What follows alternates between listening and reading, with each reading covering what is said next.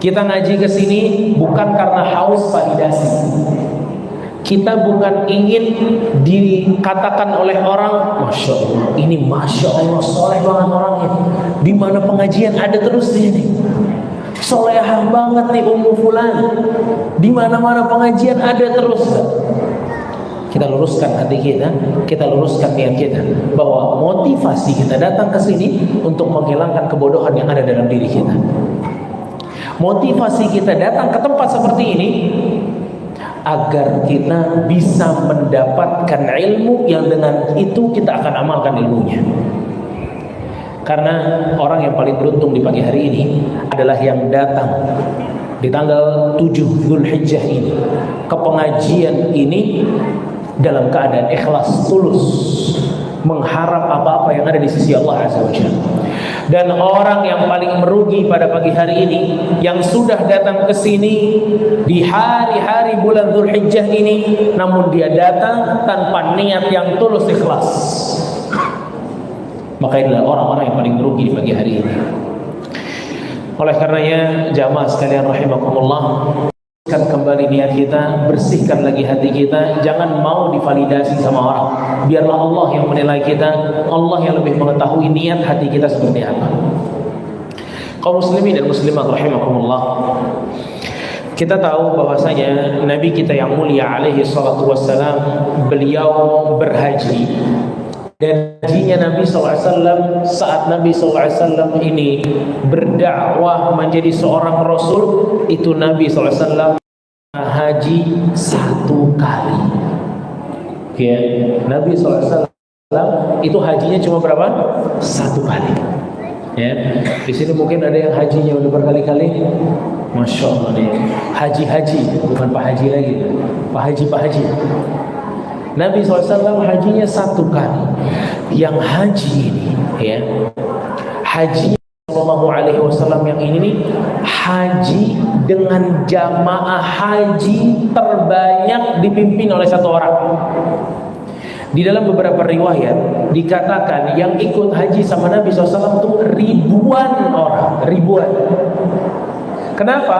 Karena Nabi SAW ya, waktu Fathu Mekah tahun ke-8, Nabi SAW belum haji di situ. Yang haji itu Abu Bakar As-Siddiq, Nabi-nya belum. Tahun berikutnya baru Nabi SAW berhaji. Waktu Nabi berhaji, Nabi SAW di bulan-bulan sebelumnya itu udah bilang bahwa saya akan pergi haji. Ya, bahwa saya akan pergi haji. Maka siapa yang ingin haji maka bersiaplah dari sekarang.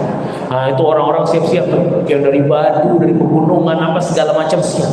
Hingga di waktu di mana Nabi Sallallahu Alaihi Wasallam bersiap berjalan di bulan Dzulhijjah atau di awal Dzulhijjah. Ibnu Qayyim kalau tidak salah menyebutkan Nabi SAW itu berangkat kurang lebih tanggal 3 atau tanggal 4 Dzulhijjah dari Madinah. Awal-awal Dzulhijjah, ya, awal-awal Dzulhijjah Nabi SAW berangkat. Lima tanggal 1 atau tanggal sebelumnya, ya. Karena perjalanan haji Nabi SAW dari Madinah di waktu itu, ya, ke Mekah berapa hari jemaah? Kalau kita naik pesawat dari Jakarta Jeddah berapa? Kita 9-10 jam. Nah, kalau Nabi SAW dulu haji 8 hari jalan. 8 hari dengan segala keterbatasan. Nggak ada rest area, nggak ada. Ya, nggak bisa jajan. Yang bisa dibawa. Kalau nggak bisa, tawakal kepada Allah. Makanya dulu haji ini taruhannya apa? Nyawa. Bisa mati di jalan. Ya, makanya kalau kita berbicara tentang bagaimana para sahabat dahulu mereka kalau mau umroh, ya, kan kalau di sini yang udah pernah haji atau pernah umroh pernah ingat larangan ihram. Kita kalau udah pakai ihram ada satu larangan. Larangannya adalah memburu hewan. Gak boleh kita memburu hewan-hewan ternak tuh, gak boleh. Kambing gak boleh. Yang bisa dimakan tuh gak boleh. Mungkin kalau kita dengarnya hari ini, ya siapa yang mau berburu sih? Kita makan pakai catering atau bisa beli. Tapi zaman dulu, oh berat. Dahulu waktu Hudaybiyah, para sahabat Nabi itu waktu melihat ada himar wahsy itu zebra. Ya, kuda zebra disebut. Mereka itu tidak berani untuk membunuh hewan tersebut. Padahal kalau saja mereka dapat dagingnya, mereka makan untuk berapa hari. Tapi mereka nggak bisa. Ada Abu Qatadah radhiyallahu anhu. Abu Qatadah ini satu-satunya yang di rombongan itu nggak pakai ihram. Jadi para sahabat tuh yang lagi pakai ihram itu nggak berani ngasih tahu Abu Qatadah bahwa di situ ada zebranya bisa diburu. Nggak berani mereka, takut dapat larangan. Apa yang mereka lakukan? Cuma nyengir doang. Ya, itu nggak berani mereka. Kenapa? Mereka khawatir nunjukin ada hewan buruan, khawatirnya ini pelanggaran. Makanya mereka nggak mau. Tapi subhanallah ternyata Abu Qatadah dapat, kemudian dipanggang sama Abu Qatadah dagingnya, diberikan kepada jamaah haji, jamaah umrah waktu itu, yaitu para sahabat. Sebagian para sahabat bilang, ini hewan buruan ini, kita nggak boleh makan. Abu Qatadah mengejar Nabi SAW yang sudah ada di barisan depan, kemudian bertanya, Rasulullah, ini saya yang buru, tapi sebagian orang-orang yang pakai ihram nggak mau makan ini. Kata Rasulullah SAW, bagi ke saya dagingnya. Alias apa? Boleh, kan kita bukan yang berburu. Kita mendapatkan daging tersebut dari hasil buruan orang lain, gak masalah. Maka para sahabat akhirnya makan. Saya ingin menggambarkan bahwa dulu 8 hari dengan larangan-larangan yang kita dengar pada hari ini, kalau orang berihram, mau umrah, mau haji, itu relate banget sama mereka. Ada yang gak boleh nikah, gak boleh akad, gak boleh lamaran, gak boleh masalah-masalah itu gak boleh. Ya iya. Kalau kita 9 jam, umrah paling berapa jam? Ya, dan itu sebagian kalau umrah ya, sama ihram tuh kayaknya aduh, kenapa sih kita pakai ihram ini susah ya? Kita pakai ihram paling sehari, tambah 8 hari bulan apa? 8 hari. Bagaimana keletihan mereka pakai pakaian tersebut? Ya, dan dari sini kita memahami bahwasanya Nabi SAW itu berarti jalannya itu di awal-awal Dzulhijjah atau bahkan di bulan akhir-akhir Dzulqa'dah. Nabi SAW sampai ke Abi Ali atau Dzulhulaifah, tempat miqatnya Ahlul Madinah. Di situ Nabi SAW berada di atas untanya dan semua orang mengelilingi Nabi SAW. Ribuan orang mengelilingi Nabi SAW, ribuan orang. Hari tidak ada satupun travel yang bisa membawa ribuan jamaah, nggak bisa. Dengan satu pemimpin, apapun travelnya, nggak bisa. Tapi Nabi SAW itu ngebawa ribuan jamaah. Nabi di atas ontaknya di tengah, depan Nabi orang, kanan kiri Nabi para sahabat, belakang Nabi para sahabat. Anni manasikakum, ambillah dari saya cara berhaji kalian. Maka di situ semua orang mengikuti langkah-langkah Nabi SAW. Apa yang Nabi SAW lakukan, apa yang Nabi SAW hindarkan, semua diikuti oleh para sahabat Nabi Muhammad SAW. Hingga para sahabat dan para jamaah haji ini berjalan sallallahu alaihi wasallam. Nabi sallallahu alaihi wasallam berhaji dengan haji qiran. Ya, Nabi sallallahu alaihi wasallam itu membawa sembelihan hadyu yang akan disembelih di kota Mekah. Adapun para sahabat yang lainnya, sebagian mereka atau mayoritas mereka tamattu'. Apa haji tamattu'? Tamattu' itu berangkat haji dengan diawali umrah lalu haji. Dia berangkatnya haji, tapi diawali dengan umrah kemudian haji. Adapun qiran dan ifrad, maka dua-duanya hanya melakukan haji saja. Ya, ala kulli hal, Nabi sallallahu alaihi wasallam beliau sampai di kota Mekah, kemudian di tanggal 8 masuk di Mina.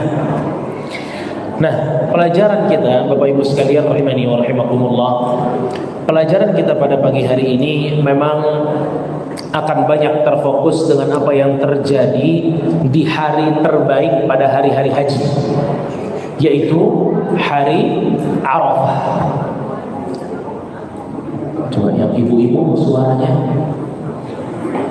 ibu-ibu suaranya, ya tenang dulu. Nanti yang lain ikut terganggu. Selain saya yang terganggu, nanti ibu-ibu yang lain juga terganggu. Ya, baik. Nabi SAW sampai di tanggal 8 Dzulhijjah, dan yang akan kita ceritakan adalah kejadian di tanggal 9 Dzulhijjah, yaitu hari Arafah. Kalau kita bahas, insya Allah kan hari Arafah itu hari Selasa. Selasa itu kita diperintahkan untuk berpuasa, karena puasa hari Arafah mendapatkan ampunan dosa-dosa yang telah lalu setahun yang lalu dan setahun yang akan datang. Jamaah sekalian rahimani wa rahimakumullah, di tanggal 9 di hari Arafah pernah ada satu momen di mana Nabi SAW berkhutbah. Jadi dalam perjalanan Nabi mau dari Mina tanggal 8, 9 di Arafah, 10 lagi masuk Masjidil Haram, 11, 12, 13. Ini Nabi sering banget khutbah, sering banget ceramah. Tapi yang paling terfokus atau difokuskan banyak oleh para ulama itu adalah ceramahnya Nabi SAW di tanggal 9 di tanah Arafah, di hari Arafah, yang sampai saat ini setiap tanggal 9 sunnah harus ada khutbah dulu baru sholat zuhur dan asar. Dari mana diambilnya? Dari khutbahnya Nabi SAW. Adapun di Mina tidak ada kewajiban seseorang harus khutbah di Mina, tapi kalau di Arafah semuanya pasti menggelar khutbah. Kerajaan Arab Saudi resmi mengadakan khutbah itu memang di tanggal 9 di hari Arafah. Adapun tenda-tenda masing-masing seperti orang Indonesia, biasanya di satu tenda seperti di Arafah, biasanya mereka ada satu ustadz yang khutbah di sana. Ya, ada satu ustadz yang khutbah di sana. Kalau kita berbagi di tenda, kadang khutbahnya sampai 2 kali. Yang satu bahasa Indonesia, yang satu dengan bahasa jamaahnya. Ya, intinya setelah mereka berkhutbah, sholat zuhur dan sholat asar. Jadi kalau Arafah itu khutbah dulu, baru zuhur, baru asar sholat. Ini yang dilakukan oleh Nabi SAW. Nah, di hari itu Nabi kita SAW dihadapkan oleh jamaah haji yang kata para ulama mencapai ratusan ribu orang. Ratusan ribu. Kenapa? Karena ada orang-orang kaum muslimin yang ketemu Nabi itu di Mekah. Kan sebagian jalan dari Madinah bareng sama Nabi, sebagian lagi ketemu di Mekah sama Nabi SAW. Maka khutbah Arafah Nabi SAW adalah khutbah yang paling banyak pendengarnya selama sejarah Nabi SAW. Nabi tidak pernah berkhutbah dengan jamaah yang lebih banyak dibanding jamaah di hari Arafah. Kenapa ini mesti kita ketahui? Agar kita tahu nilai dari khutbah Arafahnya Nabi SAW.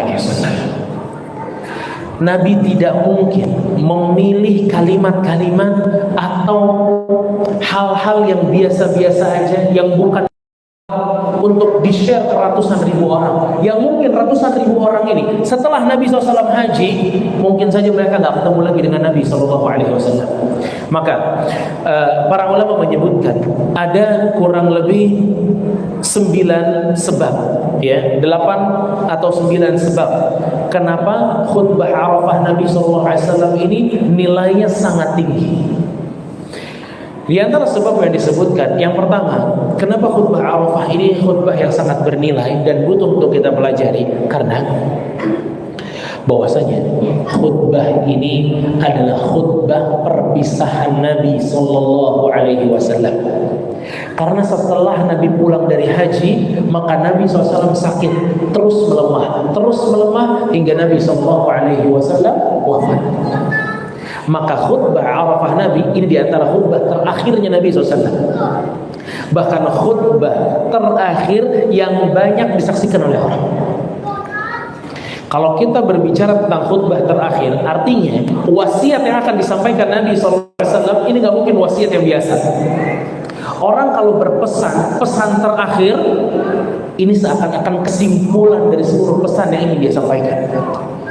Beda sama orang berpesan tapi bukan pesan yang terakhir. Maka ini belum tentu kesimpulan dari pesan-pesan sebelumnya, belum tentu. Tapi kalau ngomongin pesan terakhir, wasiat terakhir, maka Nabi SAW akan memberikan inti dari apa yang ingin Nabi SAW sampaikan kepada umat.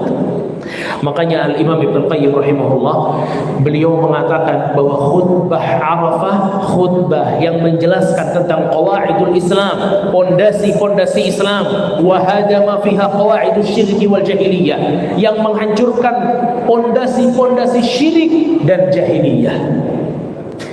Itu yang pertama sebabnya. Kenapa khutbah ini sangat bernilai? Karena ini termasuk khutbah terakhirnya Nabi Shallallahu Alaihi Wasallam. Sebab yang kedua, kenapa khutbah ini jadi sangat bernilai? Karena Nabi Shallallahu Alaihi Wasallam meminta seluruh jamaah istinsit. Apa itu istinsat? Istinsat adalah diam dan perhatikan. Diam dan perhatikan. Artinya Nabi meminta seluruh orang-orang yang ada di Arafah waktu itu diam dan perhatikan. Nabi SAW memerintahkan Jabir bin Abdullah, memerintahkan Jarir, memerintahkan Ali bin Abi Thalib, istansitin nas, wahai kalian para sahabat, katakan kepada setiap orang agar mereka fokus dan diam. Ini sebab kedua yang menjelaskan kepada kita bahwa Nabi itu pengen banget didengar khutbah ini. Jadi diam semuanya. Itu sebab itu. Sebab yang ketiga, kenapa khutbah ini sangat bernilai? Nabi SAW sering cross check para jamaah. Sering meng-cross check siapa? Para jamaah. Gimana caranya meng-cross check para jamaah? Jadi Nabi SAW tuh tes sound, ya, ngetes sound. Ala tasma'un, ala tasma'un. Dengar nggak kalian? Dengar nggak kalian yang di sana? Yang di sana dengar nggak? Lihat. Nabi jarang khutbah sampai ngecek-ngecek ini jarang. Tapi ini yang menjadikan khutbah ini sangat bernilai. Karena Nabi SAW sering cross check jamaahnya. Dengar apa enggak? Kedengeran apa enggak? Padahal kan di waktu itu nggak ada mic-nya dan harus berbicara kepada ratusan ribu orang. Ini sebab yang keempat. Sebab yang keempat, bahwa Allah Azza wa Jalla membukakan pendengaran para jamaah haji. Allah membukakan pendengaran para jamaah haji. Dari mana? Dari hadis yang diriwayatkan Abu Dawud dari sahabat Abdurrahman bin Mu'adz. Jadi Abdurrahman bin Mu'adz mengatakan, ini hari-hari haji. Nabi SAW berkhutbah, dia bilang, "Fafatahallahu asma'ana." Sepertinya Allah tuh ngebukain pendengaran kita. Hatta inna kunna lanasma', hingga kami bisa dengar suaranya Nabi SAW saat kami di tempat-tempat kami. Jaraknya nggak dekat sama Nabi, tapi suaranya sampai kepada kita. Ya Allahu Akbar. Ya, ini diantara sebab kenapa khutbah ini sangat bernilai. Sebab yang kelima, Wasallam memerintahkan beberapa para sahabat memang untuk menyambung suara Nabi SAW. Nabi SAW memerintahkan beberapa para sahabat untuk menyambung suara Nabi SAW. Nah, kalau kita hari ini kan enak ada mic, ya. Tapi kalau saya nggak pakai mic, kan nggak kedengeran kan barusan. Dan dulu itu pakai orang, ya, untuk menyambung suara. Dan Nabi SAW kan kalau kata tadi yang keempat itu Abdurrahman bin Mu'adz bilang Allah bukain telinga kita. Kemudian Nabi SAW juga lancarkan sebab-sebabnya. Ali disuruh, Jarir, Jabir, para sahabat disuruh ayo masuk ke tengah-tengah orang, lalu sambungkan pesannya Nabi SAW. Dan ini jemaah, metode seperti ini waktu speaker ini belum ada. Metode belajar begini. Imam Ahmad itu kalau pengajian yang hadir tuh ribuan orang. Antum bayangin ribuan orang. Gimana nyampein coba? Dulu ada namanya mustamli. Mustamli itu dia bawa kertas, ya. Dia bawa kertas, dia di sini misalnya, ya. Nanti Imam Ahmad kan bilang haddatsana fulan, haddatsana fulan. Nanti dia catat tuh. Nah, dia jalan ke sisi yang sebelah sana, lalu dia yang baca. Qala haddatsana fulan, haddatsana fulan. Nanti yang sebelah sana catat. Karena dia enggak kedengeran suara Imam Ahmad secara langsung. Sampai ada kajian-kajian besar di zaman dulu, itu mustamlinya tuh pakai kuda biar bisa keliling-keliling. Haddatsana fulan, haddatsana fulan, haddatsana fulan qala Rasulullah sallallahu alaihi wasallam. Itu dulu perjuangan belajarnya kayak begitu. Ya, kalau sekarang alhamdulillah ustadznya ada di YouTube, ada di handphone. Kalau kita mau dengar ustadz tinggal play. Kita mau ke kamar mandi, ustadznya suruh berhenti. Ustadz bentar dulu, pause dulu, kita kamar mandi. Balik lagi, jalan lagi. Bisa dicepetin, bisa dilamain. Kalau kita lapar, bentar dulu ustadz, makan dulu gitu. Haji. Dulu nggak bisa. Kehilangan mustamli, nggak kedengeran suaranya, catatannya bisa rusak. Makanya dulu ada budaya di tengah para penuntut ilmu, kalau bubar mereka saling murojaah tulisan mereka satu dengan yang lain, karena khawatir ada yang tersilap, ada yang terluput.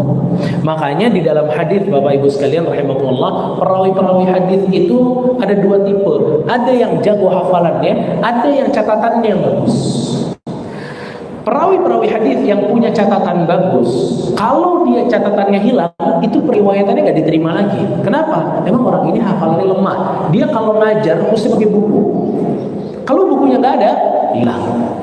Ya, kalau bukunya nggak ada, hilang. Makanya ada rawi Abdul Razak As-San'ani rahimahullah, beliau itu kalau ngajar di Yaman, hadis-hadisnya semua diterima. Kalau di Yaman, tapi waktu dia pergi ke tempat lain, kalau nggak salah ke Irak, itu bukunya nggak dibawa sama dia.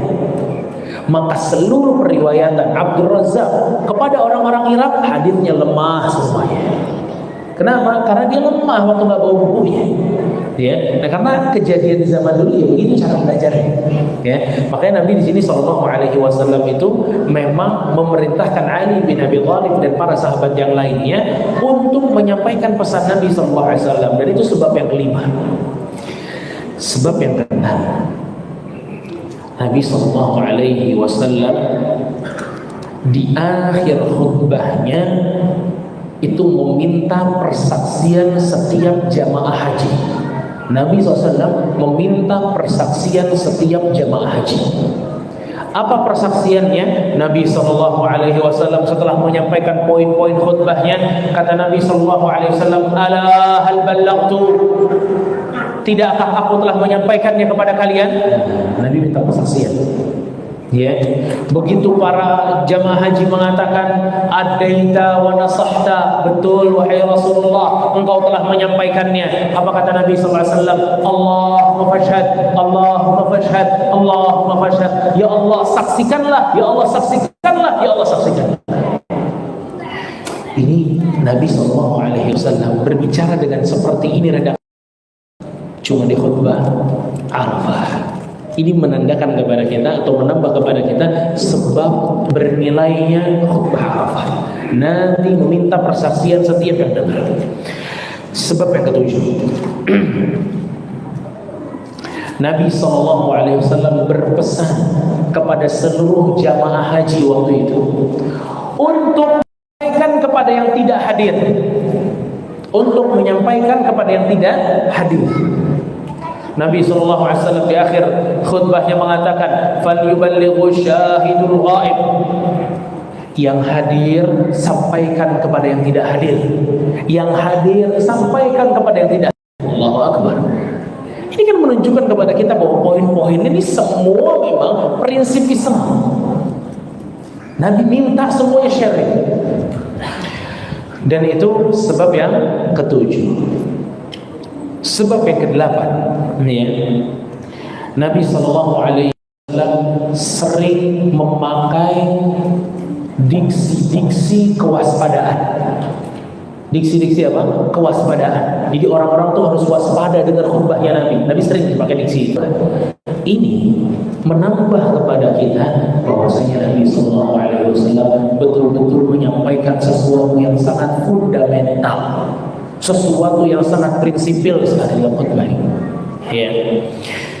Dan kesembilan, ya, khutbah nilai karena isi materinya. Ya, khutbah ini bernilai karena isi materinya. Karena semua isi materinya itu berkaitan dengan hal-hal yang sangat prinsip dalam Islam. Jadi, Bapak Ibu kaum muslimin yang akan antum dengar setelah ini dari khutbahnya Nabi SAW, ketahuilah itu prinsip-prinsip dalam Islam. Walaupun tidak mencakup keseluruhan, tapi ini di antara prinsip-prinsip terpenting. Kalau ini nggak terpenting, Nabi nggak akan bawain di khutbah Arafah. Apa kata Nabi SAW? Hadisnya diriwayatkan oleh Jabir bin Abdullah. Dan hadis Jabir itu diantara hadis terpanjang di dalam Sahih Muslim.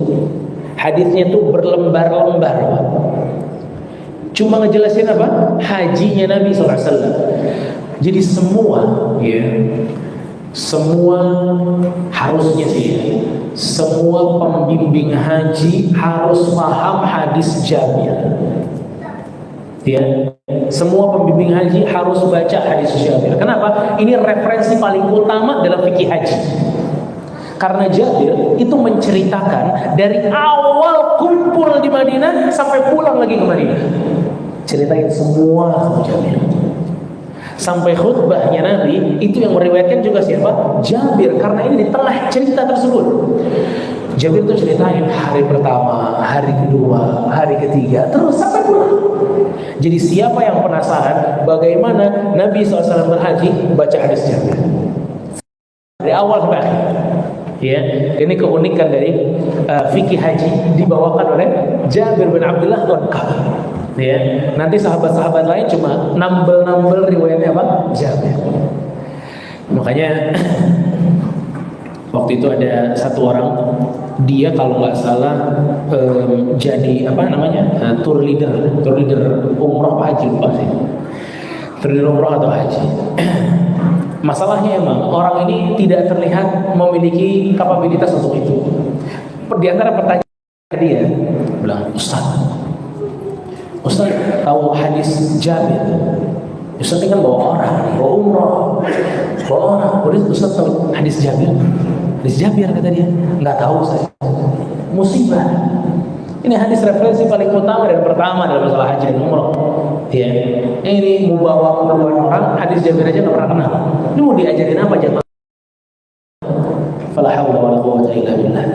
Ya, karena sebagian orang menganggap bahwa kalau bawa jamaah itu ya yang penting kita bisa mengayomi mereka. Tidak ada hal yang lebih penting daripada itu. Fikih. Ya, fikih di atas segala-galanya.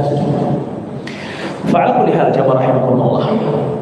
Jabir bin Abdullah radhiyallahu anhu dia cerita, dan ini hari 9 Arafah ya, Dzulhijjah, 9 Dzulhijjah. Jabir bin hatta idza zarat asy-syams amara bil qaswa faruhilat lah fa ata bi batnil wadi fa khataba an-nas, sampai matahari meninggi dan mulai menyamping, maksudnya adalah masuk waktu zuhur. Masuk waktu zuhur, kalau di hari Arafah nggak sholat dulu, khutbah dulu. Begitu masuk waktu zuhur, khutbah mereka. Dan khutbah Nabi SAW amara bil qaswa. Nabi SAW memerintahkan untanya namanya qaswa. Untanya Nabi SAW namanya qaswa. Qaswa inilah yang dibawa oleh Nabi SAW. Faruhilat lah fa'ata bi batnil wadi. Kemudian Nabi SAW ya masuk kepada salah satu lembah di situ, dan Nabi SAW berkhutbah di atas untanya. Ya, berkhutbah di atas untanya di Nabi SAW. Dan ini diantara Bapak Ibu sekalian dalil sunnahnya bicara agar bisa di atas pendengar, agar orang-orang bisa lihat kayak gini. Ternyata taruh bangku di atas ini ada sunnahnya dari Nabi SAW. Makanya Nabi SAW tuh kalau mau khutbah naik mimbar, agar yang dengar di bawah tuh kedengeran semua. Ya. Dan ini juga dilakukan Nabi SAW di atas untanya.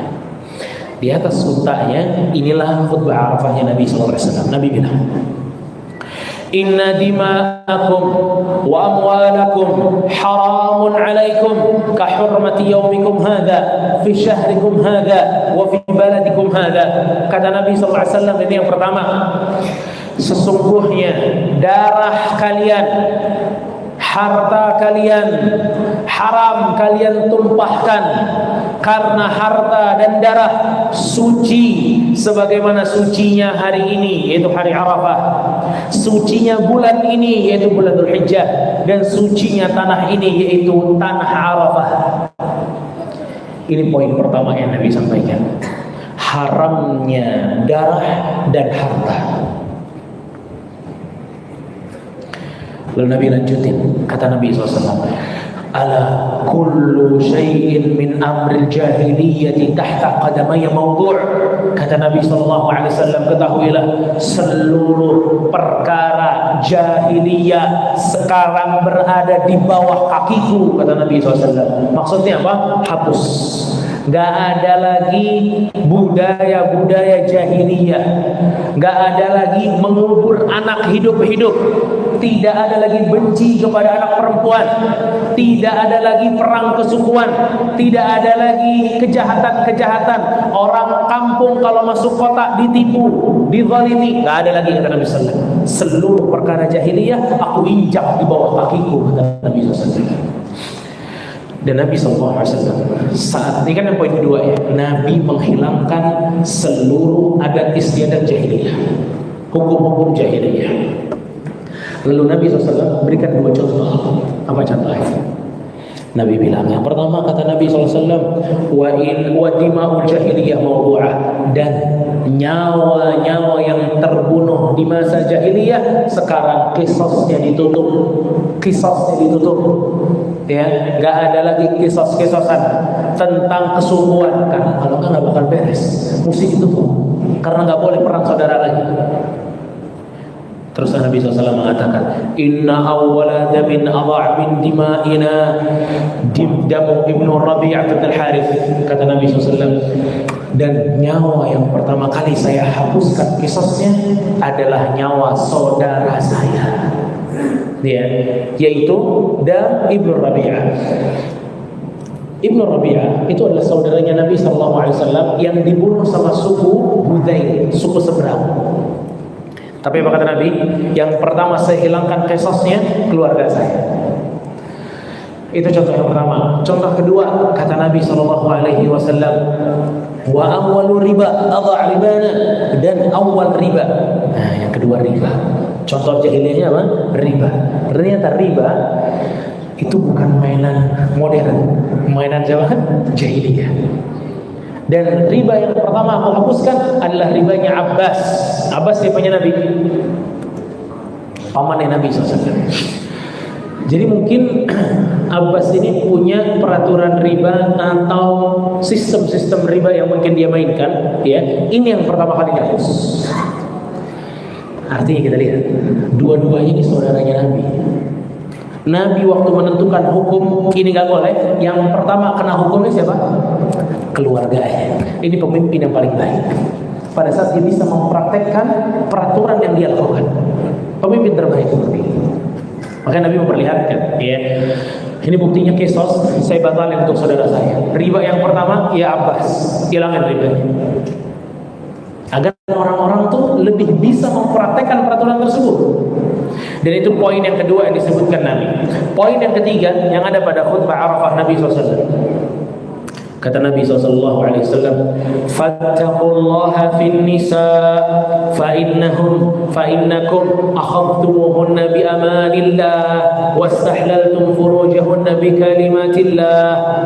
Kata Nabi SAW, pesan yang ketiga, bertakwalah kalian kepada Allah dalam mengurus perempuan, karena kalian telah menghalalkan mereka dengan amanah dari Allah.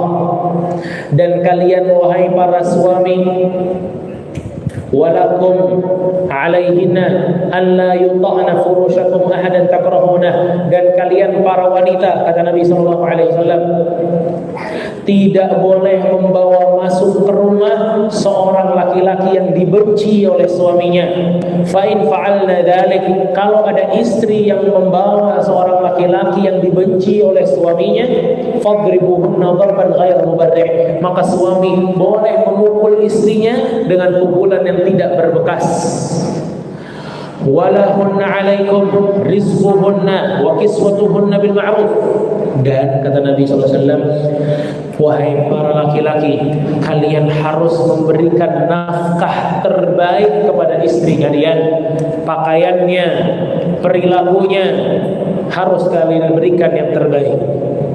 Nah, itu yang ketiga. Yang keempat kata Nabi SAW, waqad taraktu fikum ma lan tadillu ba'dahu in i'tasamtum bih. Dan yang keempat kata Nabi, aku telah meninggalkan kepada kalian sesuatu yang kalian pegang, kalian tidak akan tersesat selama-lamanya. Kitabullah, Al-Quran. Ini 4 poin jemaah sekalian. Lalu di akhirnya Nabi SAW bilang, antum tus'aluna anni fama antum qailun. Kata Nabi SAW, wahai setiap dari kalian, kalian akan ditanya tentangku nanti di hadapan Allah. Maka kalian akan jawab apa di hadapan Allah? Maka para sahabat serentak mengatakan, nashhadu annaka qad ballaghta wa adaita wa nasahta. Ya Rasulullah, kami akan bersaksi bahwa engkau betul-betul telah menunaikan pesannya. Engkau telah menasihati kami dan tuntas dalam memberikan penjelasan kepada kami. Nabi SAW menunjuk ke langit lalu mengatakan, Allahumma syahad, Allahumma syahad, Allahumma syahad. Ya Allah saksikanlah, ya Allah saksikanlah, ya Allah saksikanlah. Dari sini jamaah sekalian rahimakumullah, Nabi SAW memerintahkan seseorang untuk azan, qomat, lalu Nabi SAW turun dari untanya, sholat zuhur, sholat asar, lalu berdoa kepada Allah. Ya, dan inilah khutbahnya Nabi SAW di hari Arafah. Ada 4 poin paling besar. Siapa yang bisa menyebutkan 4 poinnya? Angkat tangan. Dapat hadiah, insyaallah. Hadiahnya udah dibungkus-bungkus, insyaallah surprise semua. Siapa yang bisa? 4 poin utama khutbah Arafah Nabi SAW.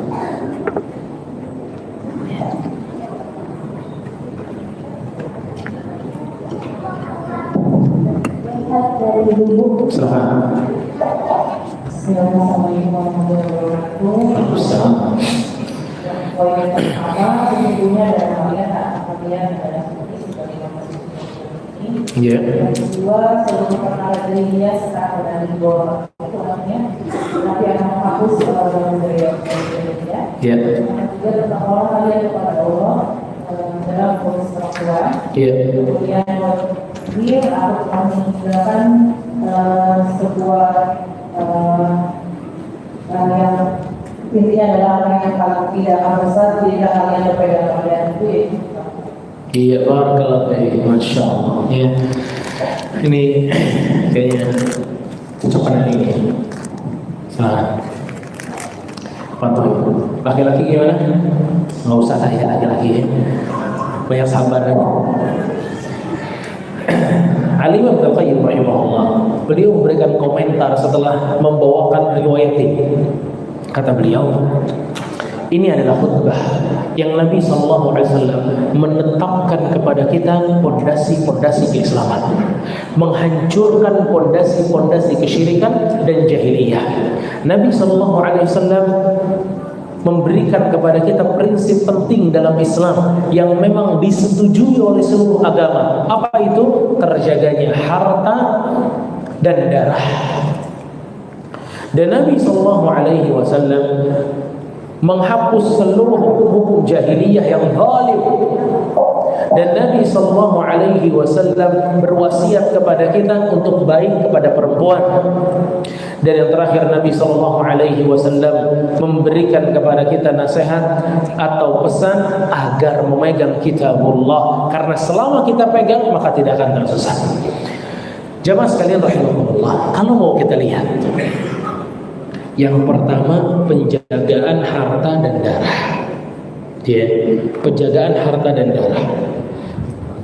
Dan Nabi bilang, harta dan darah seorang muslim itu suci. Sebagaimana Anda tahu bahwa kota Mekah itu suci, bulan Dzulhijjah juga suci, mulia maksudnya, dan juga hari Arafah suci. Sekarang, kalau antum dengar ada orang berzina di Karawang, alhamdulillah, astagfirullah. Tapi kalau saya kabarkan ada orang berzina di hotel Zam-Zam depan Masjidil Haram, bukankah kita lebih terkejut lagi, lebih kaget lagi? Nah, kenapa? Karena kita semua sadar itu kan tanah suci. Kok beraninya dia berzina? Nah, Rasul juga pengen kasih tahu itu. Kalau kalian bisa menilai bahwa kota Mekah itu kota yang suci, bulannya bulan suci, harinya hari suci, maka kalian juga harus tahu bahwa darah seorang muslim, harta seorang muslim pun suci. Dia nggak boleh ditumpahkan kecuali dengan hak.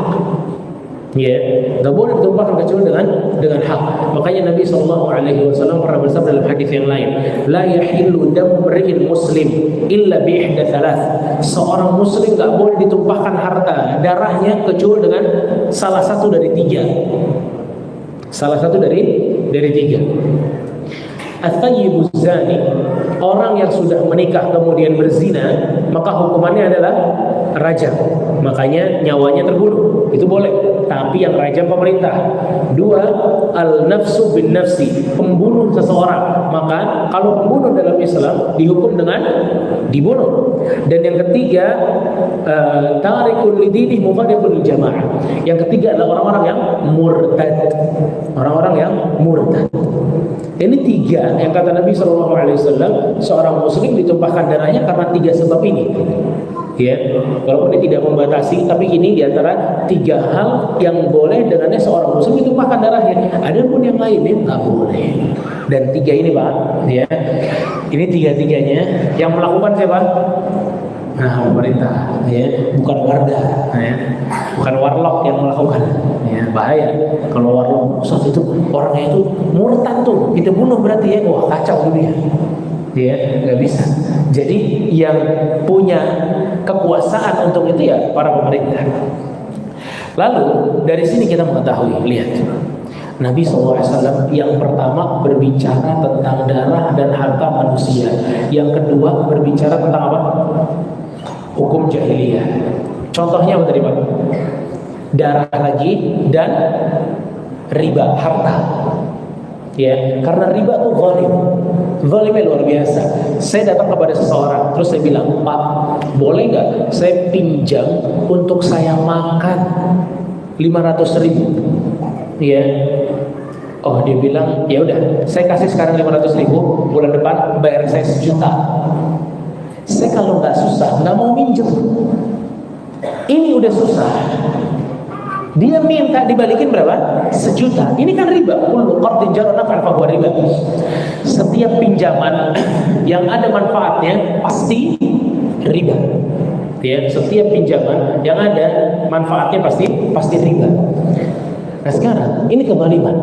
Ya, makanya dalam Islam, jamaah sekalian rahimakumullah, lihat kembali khutbah tadi. Apa yang paling dijunjung tinggi oleh Nabi SAW? Pertama yang paling dijunjung tinggi dalam khutbah ini adalah kemanusiaan. Kemanusiaan. Lihat, ini untuk orang-orang yang mengatakan bahwa Islam itu cuma mengurus masalah hubungan dia dengan Allah. Salah. Islam urus urusan manusia dengan manusia. Diurus dalam Islam, urusan ekonomi diurus dalam Islam, urusan politik diurus dalam Islam. Adapun orang-orang yang memang tidak ingin Islam ini berkembang, mereka maunya Islam ini cuma di sini, cuma di masjid. Orang Islam nggak boleh berkarya dengan syariatnya di luar masjid. Jadi selama cuma sholat doang mereka diamin.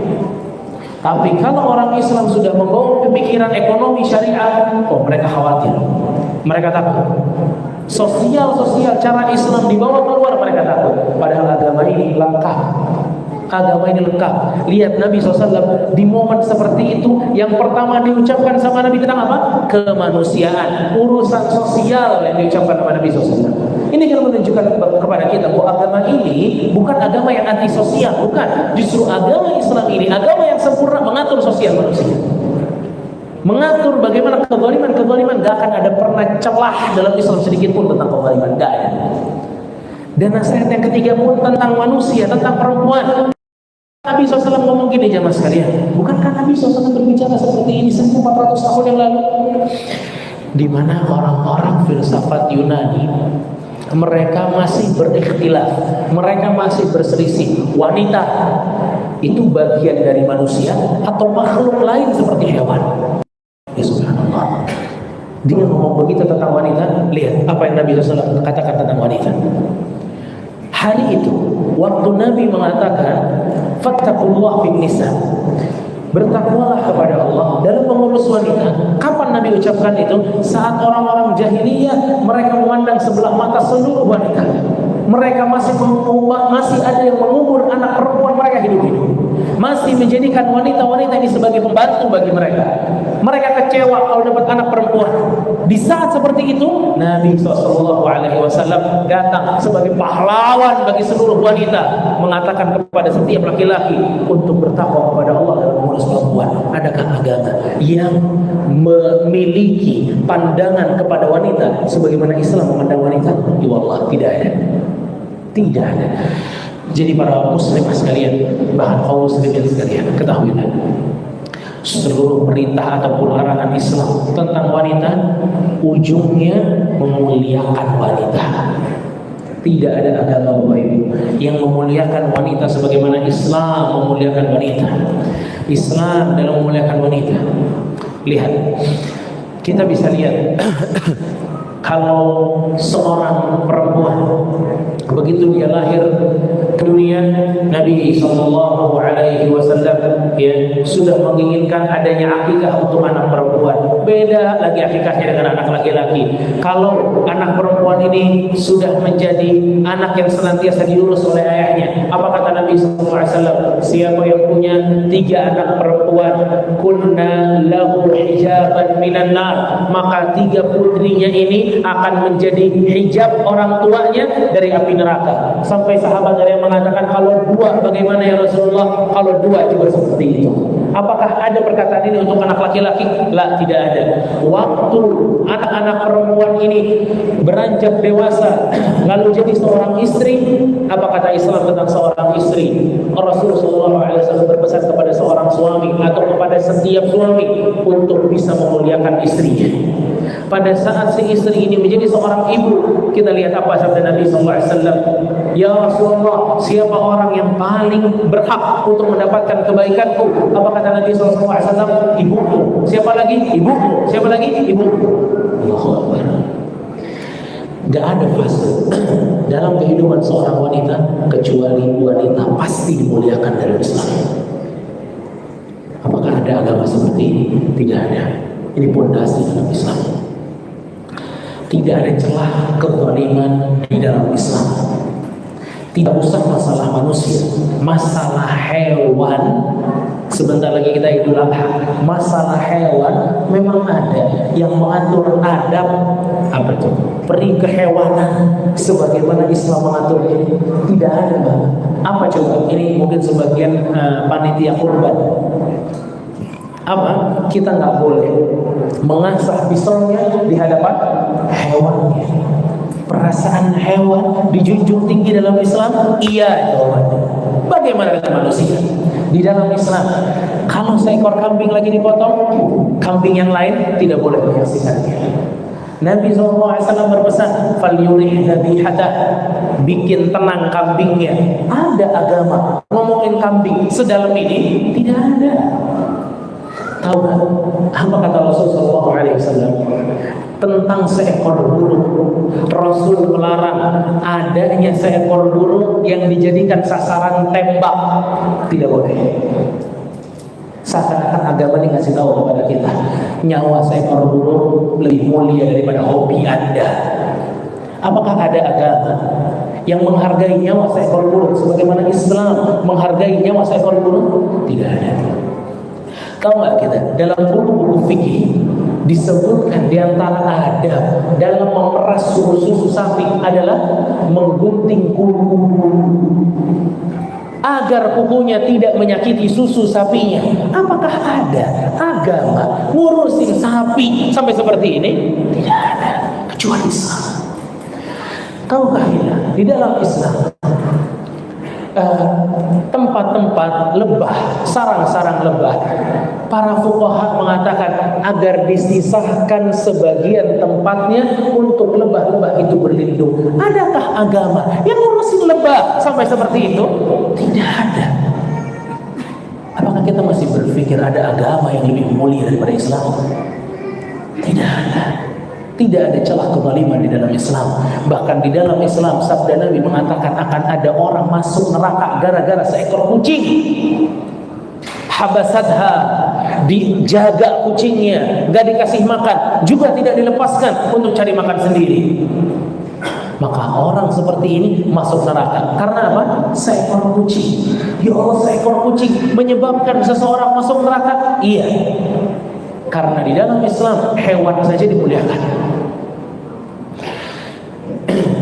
Bagaimana dengan manusia?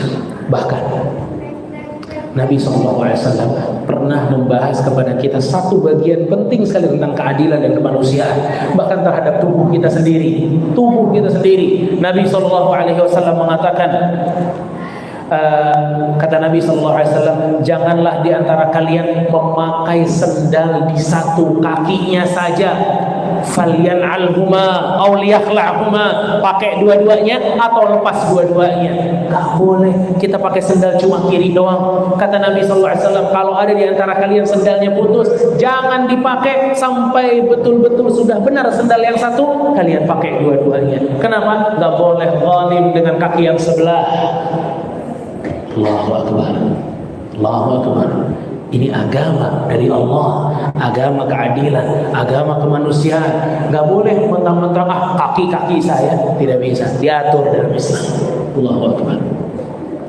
Pernah kita ketemu ada agama seindah ini, semulia ini, sedetail ini dalam mengurus hal-hal kecil. Sampai waktu itu Salman Al-Farisi radhiyallahu anhu ditanya sama orang kufar, hal 'allamakum nabiyyukum kulla syai' hatta al-qira'ah? Emangnya nabi kalian ngajarin semuanya sampai buang air diajarin? Apa kata Salman? Bala. Betul, buang air aja diajarin. Nabi gak bolehin kita kalau buang air ngadep kiblat, dan Nabi gak bolehin kita kalau kita cebok, memakai kotoran ataupun tulang. Subhanallah. Ternyata ada jawabannya. Tadinya mau meledek, ternyata ada jawabannya. Masalah buang air saja ada yang dibicarakan. Bahkan Abdullah bin Amr bin As mengatakan, la yatiru qal, tidaklah ada burung yuqallibu janahi, dia mengepakkan sayapnya, kecuali Rasul SAW memberikan kepada kami ilmu. Jadi semua hal yang penting-penting buat kita ada ilmunya dalam Islam. Ini kan menunjukkan kepada kita bahwa ini kaidah-kaidah besar yang memang Nabi SAW sampaikan. Ini adalah pondasi dan prinsip kemanusiaan di dalam Islam. Itu yang Nabi share. Ya, maka jangan pernah mengatakan setelah kita mendengar apa yang Nabi katakan dalam khutbahnya ini, bahwa Islam tuh tidak terlalu peduli masalah ekonomi. Lah, Islam peduli. Anda mungkin yang tidak peduli dengan ekonomi sendiri. Islam gak peduli dengan kehidupan sosial di masyarakat. Anda mungkin yang gak peduli dengan sosial Anda sendiri. Karena Islam telah mengaturnya. Tinggal kita hanya mau belajar atau tidak mau belajar, mau mempraktekkan atau tidak mempraktekkan. Dan pesan terakhir Nabi SAW adalah, aku tinggalkan kepada kalian Al-Quran. Ya, ini adalah kunci jangan sampai kalian sesat. Karena poin-poin tadi kalian tidak bisa jalankan kecuali kalian memiliki pegangan Al-Quran. Makanya dalam hadis Nabi SAW mengatakan, Al-Quran itu sababun tarafuhu bi'aidikum wa tarafun akhar bi'idillah. Al-Quran itu tali. Satu untas talinya dipegang sama Allah, lagi dipegang oleh kalian. Jadi kalau orang pegang Quran, dia tidak akan tersesat karena dipegang sama Allah, dibimbing oleh Allah. Kalau Al-Quran bilang jangan, dia jangan. Kalau Al-Quran bilang maju, dia maju. Kalau Al-Quran melarang, dia jauh. Kalau Al-Quran memerintahkan, dia jalan. Selamatlah orang seperti ini. Ini yang dikatakan bahwa Al-Quran ini ditinggalkan kepada kalian dan kalian tidak akan tersesat jika kalian memegangnya. Makanya kita punya tugas untuk senantiasa membaca serta mentadaburi Al-Quran agar kita tahu apa makna-makna di dalam Al-Quran. Kalau kita nggak pernah tadaburi Al-Quran, bagaimana kita tahu tentang Al-Quran? Dan inilah jemaah sekalian rahimahumullah, Nabi kita SAW menyampaikan 4 poin besar ini yang memang bermuaranya kepada hal-hal prinsip kemanusiaan yang pertama, dan yang kedua dalam masalah agama kita harus pakai Al-Quran. Karena Nabi SAW jadikan Al-Quran itu sebagai pijakan. Bukan berarti kita nggak pakai hadis dari sini, karena yang nyuruh kita pakai hadis juga Al-Quran. Ya, yang nyuruh kita memahami Al-Quran dan hadis dengan pemahamannya para sahabat pun Al-Quran. Maka Nabi SAW menyingkat kata-kata tersebut dengan mengatakan taraktu fikum, aku meninggalkan kepada kalian sesuatu yang kalian tidak akan sesat jika memegangnya, yaitu Al-Quran. Jadi Al-Quran bukan hanya bacaan, tapi dia adalah petunjuk hidup seseorang. Barakallahu fiikum. Mudah-mudahan apa yang saya sampaikan bermanfaat untuk kita semua di pagi hari ini.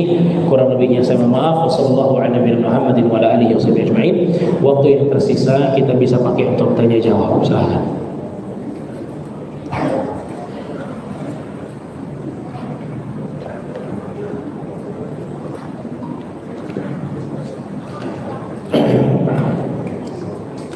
Ustaz, tidak ada pertanyaan dari WhatsApp. Assalamualaikum. Bertanya berdasarkan fakta sejarah, sejak Nabi wafat hingga saat ini, muslim saling berperang dan membunuh satu sama lain. Mohon pencerahan.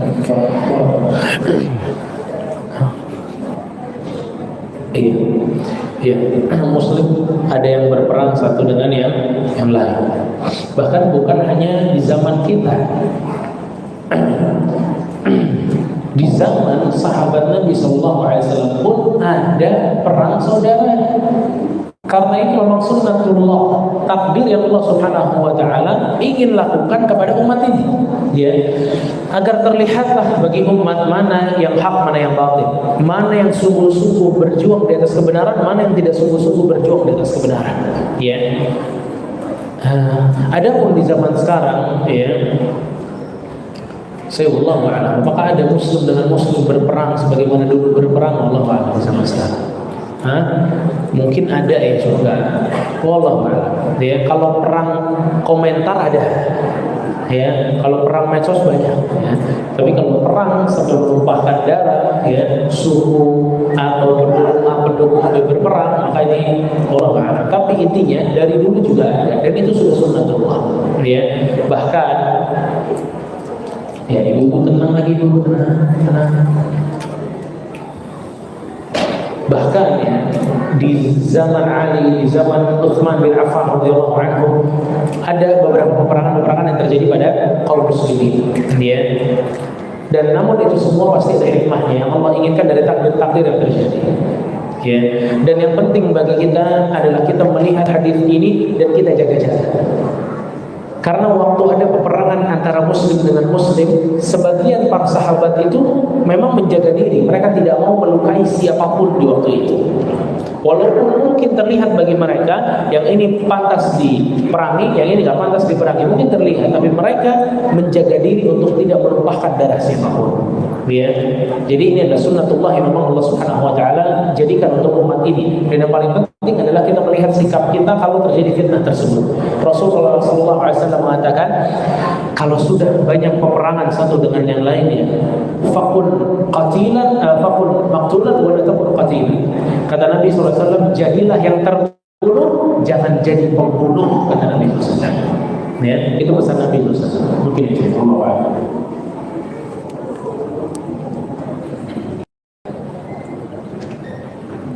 Ada yang lain mau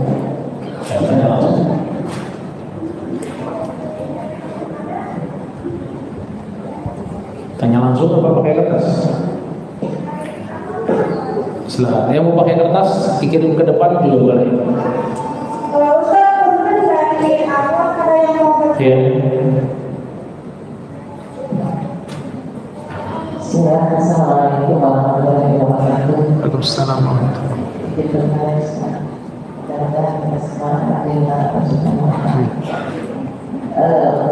Bagaimana mana yang lebih bagus di seluruh negeri Indonesia ini, ibadah puasa seluruh hari atau puasa tanpa satu hari saja, tapi di hari-hari yang lainnya melihatkan ibadah-ibadah yang lain, misalkan puasa Senin Kamis, baca Al-Quran, kemudian hijau dan lain sebagainya.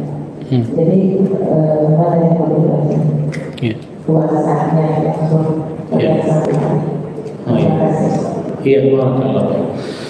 Iya, memang ini pertanyaan banyak bahwa bagaimana apakah sunnah puasa 10 hari di awal Dzulhijjah? Jawabannya tidak, karena tanggal 10 kita nggak boleh puasa. Ya, itu Lebaran. Ya, nggak boleh puasa. Kalau tanggal 9 ini yang terbaik. Jangan sampai lolos karena ini Arafah. Adapun tanggal 1 sampai tanggal 8 bebas sesuai kemampuan masing-masing. Ibadah yang paling afdol itu ibadah yang memang kita mampu melaksanakannya dengan kontinu. Ya. Ada orang-orang yang dimudahkan untuk berpuasa, puasa. Ada orang bertanya, Ustaz, saya kalau puasa itu enggak sholat sunnah, lemes, males. Ya berarti sholat sunnah, puasanya enggak, sholat sunnah, baca Quran, zikir tingkatkan. Tergantung kemampuan masing-masing. Ya, tapi kalau ditanya mana yang paling afdal, maka kita harus katakan yang paling afdal di dalam 10 hari awal bulan Dzulhijjah adalah zikir. Ya, Fadhkurullaha fi ayyamin ma'lumat, dan zikirlah kepada Allah di hari-hari ma'lumat. Ma'lumat itu adalah sebagai para ulama tafsir mengatakan di hari awal bulan Dzulhijjah. Zikir itu bisa baca Quran, pengajian, ya, dan berzikir, takbir dan lain sebagainya, itu paling afdal. Dan ini subhanallah ya, ini bisa dilakukan oleh semuanya, yang puasa sama yang gak puasa.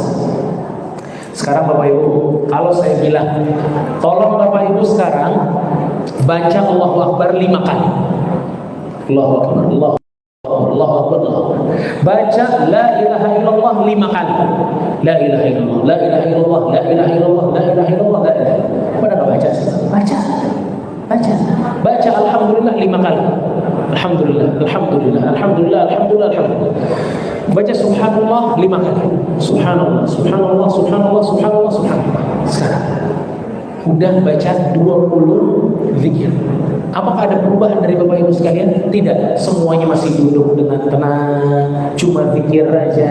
Nggak ada yang kemudian bangun, air wudhu dulu, atau pakai mukena dulu. Nggak ada, nggak effort. Ini menunjukkan kepada kita bahwa zikir ini dia amal yang paling mudah. Amal paling mudah. Dan amal yang mudah inilah, ini amal yang terbaik di 10 hari awal bulan Dzulhijjah.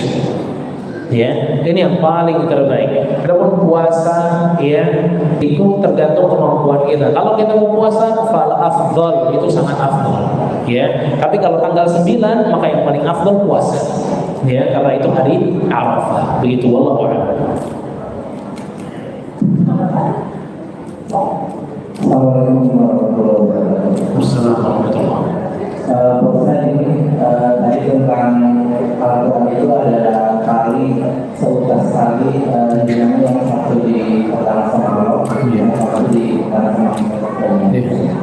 Nah, bagaimana ketika kita memegang itu, kan yang satu yang pertama sama Allah, tapi kita ketika ada beberapa halangan atau kita dengan apa yang kita pegang juga, kita ketika masih melakukan beberapa hal yang tarangan itu apa ya namanya, masih dilakukan juga gitu.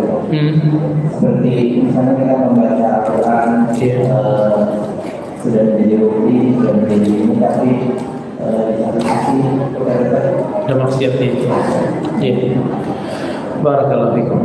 Saat sabda ini dikatakan oleh Nabi SAW, Nabi juga telah mengetahui bahwa manusia ini lemah. Tetap saja pasti ada kemaksiatannya, ada dosanya. Ya. Tapi yang terpenting bagi kita, kalau kita setelah melakukan dosa kita ingat sama Allah dan taubat, maka itu kembali kita dikatakan memegang Al-Quran. Karena Al-Quran memerintahkan kita, kalau dosa taubat, kalau dosa taubat, kalau dosa taubat, terus seperti itu. Ya, agar kita tetap bisa memegang apa? Al-Quran. Karena siapa manusia yang nggak lupa, siapa manusia yang nggak luput, siapa manusia yang nggak dosa, nggak ada. Ya, semua manusia ada waktunya dia bermaksiat, dia berdosa, pasti ada. Tapi yang membedakan orang yang beriman berdosa dengan orang yang tidak beriman adalah kembalinya kepada Allah Azza wa Jalla. Ya, mereka sering kembali kepada Allah. Kalau dia salah, kembali kepada Allah. Salah, kembali kepada Allah. Dan itu yang mesti kita lakukan. Dan itu pun perintah dari Al-Quran. Ya, Allah Subhanahu Wa Taala menginginkan kita untuk banyak-banyak minta ampun kepada Allah Subhanahu Wa Taala. Begitu ya. Allah. Lagi, apa? Baik.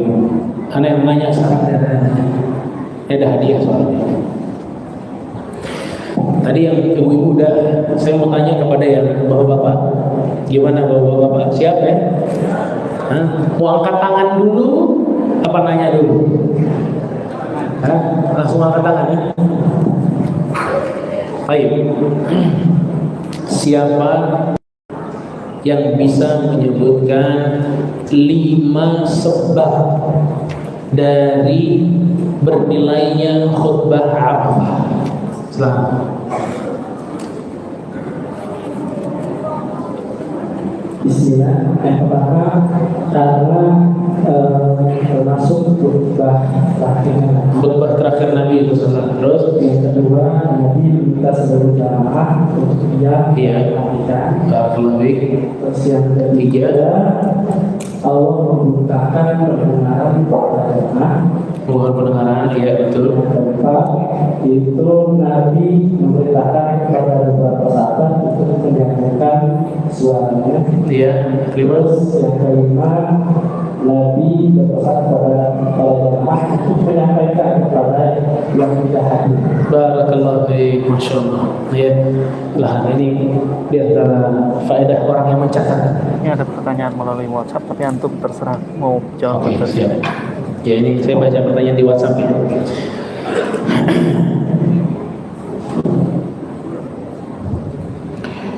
Ustaz boleh bertanya tentang hukum memelihara hewan yang tidak untuk dimakan.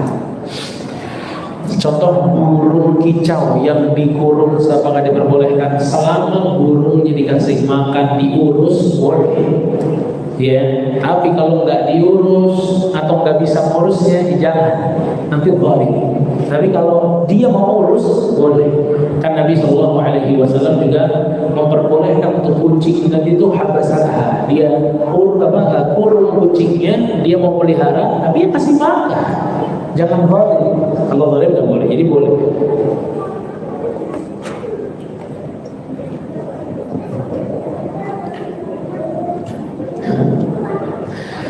Lebih utama yang mana?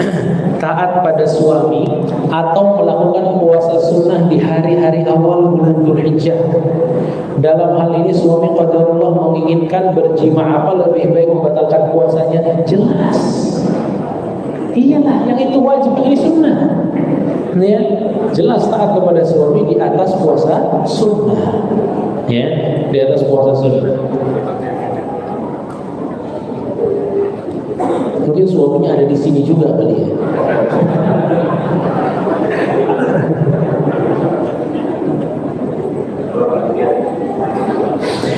Ustaz izin bertanya, hari Arafah adalah hari dikabulkannya doa. Hal ini berlaku untuk jamaah haji yang sedang di Arafah atau untuk semua umat muslim yang berdoa di hari Arafah?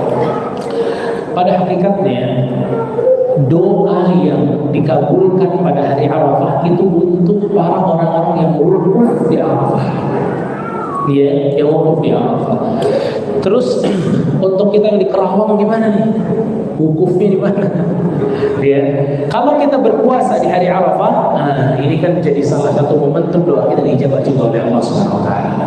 Ya, tenang, Allah tidak akan menyia-nyiakan orang yang berbuat baik, tidak akan. Ya, tidak.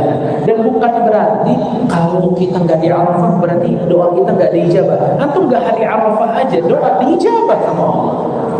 Ya, diijabah sama Allah, apalagi sambil puasa. Maka ini menambah kemungkinan doa kita diijabah oleh Allah Subhanahu wa taala.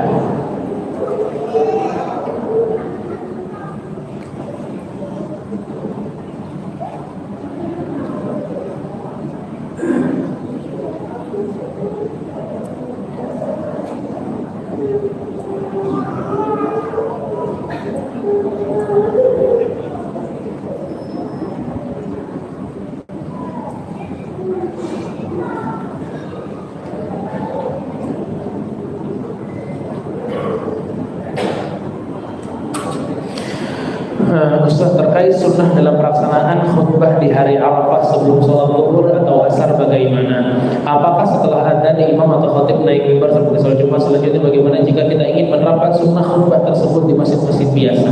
Tidak boleh. Itu cuma di Arafah. Di Kerawang tidak boleh. Ya, tidak ada khutbah Arafah selain di tanah Arafah. Ya, untuk orang-orang yang wukuf. Kita yang di luar Arafah besoknya di hari Idul Adha. Ya, kita di hari Idul Adha. Ya, mungkin ini yang bisa saya jawab dari pertanyaan-pertanyaan yang masuk. Kurang lebihnya saya mohon maaf. Wassallallahu ala nabiyina Muhammadin wa ala alihi washabbihi ajma'in. Jazakumullah khair. Subhanakallahumma wa bihamdika asyhadu an la ilaha illa anta astaghfiruka wa atubu ilaik. Wassalamualaikum warahmatullahi wabarakatuh.